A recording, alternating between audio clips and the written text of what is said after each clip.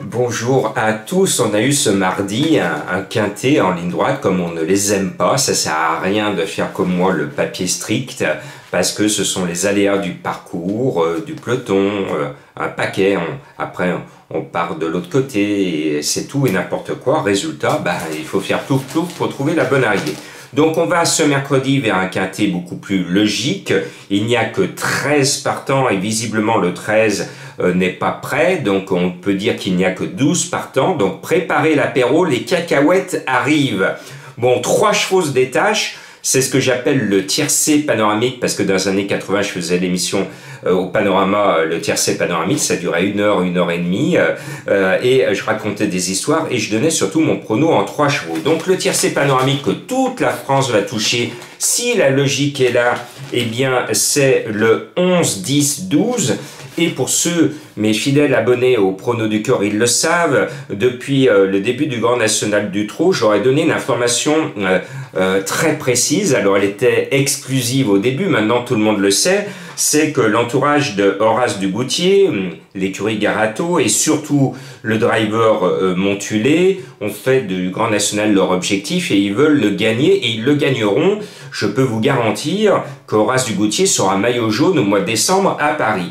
Donc, je leur ai dit depuis le début des étapes du Grand National, Horace Dugoutier va gagner. Je l'ai dit 1 fois, 2 fois, 3 fois, je le redis là. Horace Dugoutier va gagner parce que c'est un cheval qui a certainement une envergure classique, mais pour l'instant, sage comme une image, en bon élève, il s'applique à être le premier de la classe. Eh bien, il va finir avec son carnet de notes actuel, 1, 1, 1, 1, 1, à rester le premier de la classe. Après, on va mettre le maillot jaune, hein, il l'a encore sur le dos, c'est le 10 Gaspard d'Angis. C'est l'un des 2 Baudouin, le préféré des 2, confié à Éric Raffin.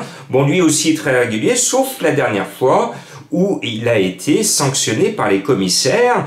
J'espère que cette fois, lui aussi, va rester bien sage. En 3e, le 12 Gamet de Liton a trotté sur l'eau cette année en alignant les succès 1-1-1. Il vient de se dégourdir les jambes sur l'herbe pour s'ouvrir un peu les poumons. Cet élève du clan Lévesque nous revient avec les mêmes ambitions. Ce 12 Gamet de Liton est le 3e mousquetaire dans ce Grand National du Trot. Maintenant, le reste de la solution se cache devant. Quand je vois la confiance affichée par Raffegeau sur le 9 Fanatic Flash, eh ben, je ne peux qu'adhérer à sa proposition. L'entraîneur est très chaud et à mon sens c'est la meilleure chance des 2 de l'entraîneur au départ puisqu'il présente également Gaïa d'Ocagne qui est annoncé à 80 contre 1.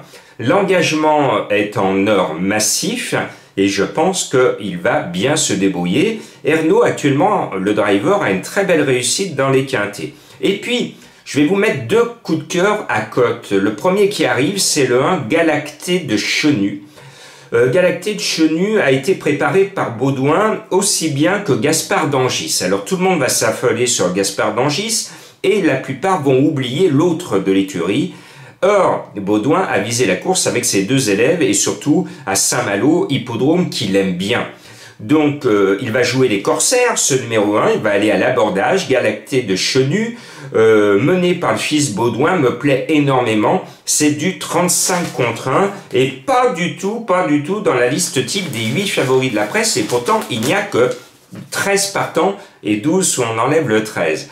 Donc, c'est une vraie trouvaille de Jean-Marc et je suis chaud sur ce numéro 1 qui, à mon sens, a de fortes probabilités de rentrer dans le quintet. Après, le 8 Gaélique du Rocher vient de gagner sur un hippodrome que j'aime bien, pas très loin de chez moi. Il trouve un bel engagement, il est en forme, il est déféré des 4 et il est mené par un driver, un jeune driver qui est sur la montante depuis 2 ans, Benjamin Rochard. Il est annoncé bizarrement à 20 contre 1, effectivement, parce que les 3 favoris vont être écrasés d'argent et par effet de conséquence, les vases communicants font monter les autres cotes, donc forcément Gaélique de Rocher annoncé à 20 contre 1, c'est une surcote, mais il a une chance très régulière de rentrer dans les 5.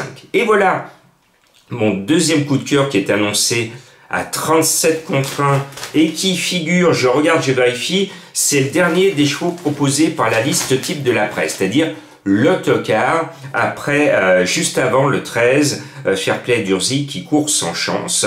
Et c'est la deuxième trouvaille de Jean-Marc, c'est Gasoline du Seu, le 2, parce que pour moi c'est le plein papier. Bon, elle a déçu la dernière fois, mais elle m'a présenté un mot d'excuse. Précédemment, au mois de mai à Enghien, elle est derrière Isla Jet, qui est un très très bon cheval. Elle bat Gali du Goutier, mon chouchou, qui est la star des quintés. Elle bat le très très estimé, qui va courir le critérium de sa génération, Y de Ceylan. Et elle bat des valeurs sûres des quintés, Gold Bancourt et Galon de Vire. Précédemment, on l'avait vu gagner à Vincennes au mois de février, devant Zinco Top, et elle trottait une 11-7. On la voit régulièrement face à de tels chevaux. Gasoline du Seu est bien à l'entraînement. Travers, l'entraîneur n'en a pas tant que ça. Pour une fois qu'il tient, c'est son cheval de tête, c'est son chouchou. Eh bien, je suis sûr que Gasoline du Seu va se surpasser pour faire plaisir à son entraîneur que l'on voit peu dans les programmes, et j'espère de tout cœur que ce cheval ne restera pas en travers s'il ne figure pas à l'arrivée, si vous me permettez cette expression. Ce 2 à 37 contre 1, c'est mon deuxième coup de cœur, comme quoi, vous voyez, malgré le peu de partants, je vous trouve des cotes, et ce sont des informations exclusives que je vous délivre parce que je les sens bien. Et puis, pour ceux qui me connaissent bien, je suis un fan du tandem Marmion-Viels. Le 5, Alicia Bella, est sur la montante. On sait, l'entraîneur a été victime et l'écurie d'un virus au printemps. Tout s'est arrêté. Alicia Bella fait partie du paquet. Bon, elle vient de se dégourdir les jambes 2 fois de suite. Elle ne peut que progresser, mais je pense qu'elle n'est peut-être pas tout à fait à 100%. C'est pour ça qu'elle est bas dans ma sélection. Vous pouvez me remonter les bretelles avec elle, parce que plus les jours vont passer, mieux elle sera, et d'ici la fin de l'été, elle va avoir gagné sa course ou son Grand Prix en province. Merci de me suivre dans le monde entier et bonnes vacances aux vénards qui sont en congé.